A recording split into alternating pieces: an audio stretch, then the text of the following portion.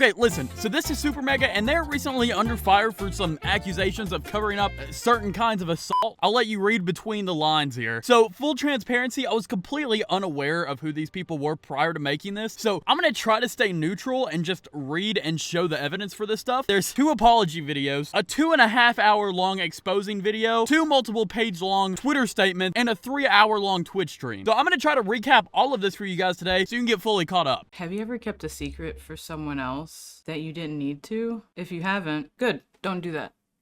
But if you have, I know what that's like now. So this whole thing started with an expose video from Updog, where she claimed that a former artist of the Supermega channel that goes by the name of dondrrr attempted to force her to give oral sex. She also claims Watson and Magee, the 2 people in charge of making the Supermega channel, essentially did nothing when she tried to come forward with this information. It's implied that they tried to kind of cover this up. She claims that Magee said technically Don isn't an employee, so we don't have to do anything, and that this channel was his magnum opus. He said to me, after I told him about his friend that actually assaulted me, his friend and employee, he said, Supermega's my magnum opus, and I would hate for something to mess it up. He said that multiple times. She later releases a summarized version of her video in the form of a tweet that says, "In November, I was assaulted by Don. On the first night that we met while dating, we were staying at Matt Watson's house. He attempted to physically force me to give him and the only reason I didn't was because I was forced to physically resist him when he didn't listen to my verbal commands to stop. I waited to confront Don until Creator Clash 2022, where I could keep it offline and then never see it again. But Don was invited to Matt's house in LA right before I moved to LA to stay in the house that they used as an office, the Super Megaplex, for their YouTube channel." She goes on to talk about how they were more seemingly concerned that other people would find out about the issue at hand. She mentioned how Don would come to the house and she would resort to hiding in the bathroom. She mentions how all her actions, as well as others, were consistently held against her, like her going to see her mother on her birthday and another individual whose name is Rav, whose partner apparently had an attempt. This all eventually led to them being kicked out of the house and being homeless. Dawn released a statement saying, "I apologize to everyone I've upset, again, especially to Lex for what happened in the past. I'm going to clarify a few things about the post that I made and some other things that have been said. My previous post had some poor wording and I'm trying my best to make sense of what I'm trying to say. Before we had met in person, Lex and I discussed many times about being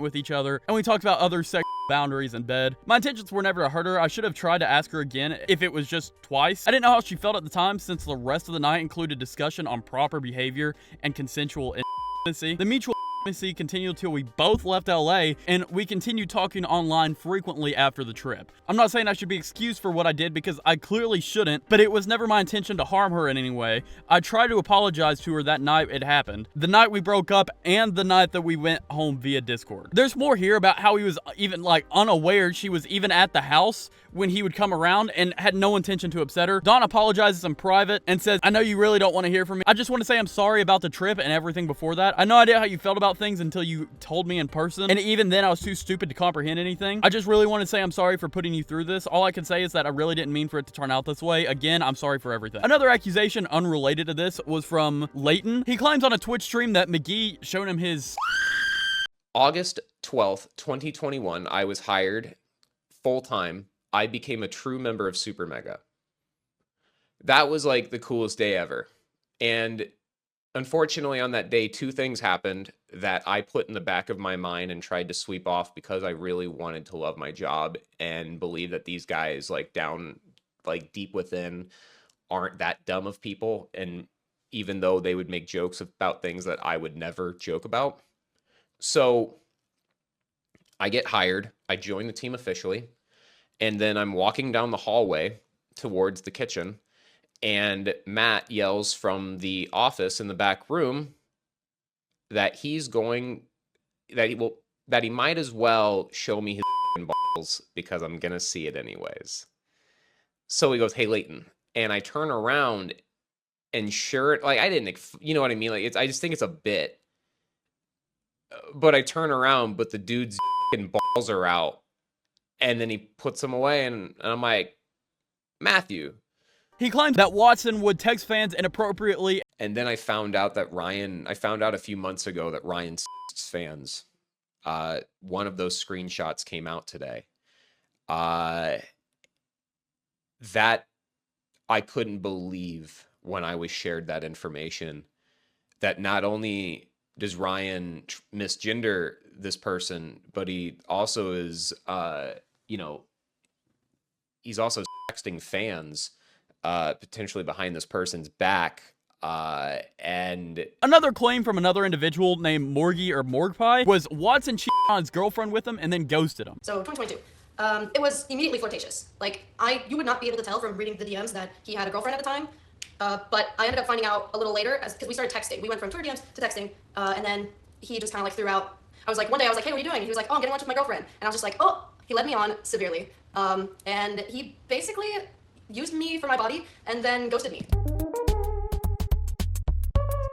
Okay, now, this is where we get to the apology videos. They made 2 videos, one for each person. Ryan admits the situation was handled very badly. I was spineless. Could have been handled so much better and should have been handled so much better, especially since Lex was the one who trusted us with her story and her trauma. In reference to 16 fans, he says, The fact that I had inappropriate communications with fans while in a long-term committed relationship. While technically these actions are between 2 consenting adults, it truly is pathetic and there's no excuse for it. Matt makes his own video and says that Leighton, the individual from earlier, was just an angry employee who, after being fired, dedicated to taking his platform away. He says that he was essentially blindsided by a lot of the call-out posts, specifically from Lex and Rev, because they all seem to have made up recently, but he does apologize to Lex again. Because we did not take it as seriously right from the jump as we should have. Instead, we asked questions and tried to do some detective work and get to the bottom of it, and maybe have Dawn talk to Lex to try to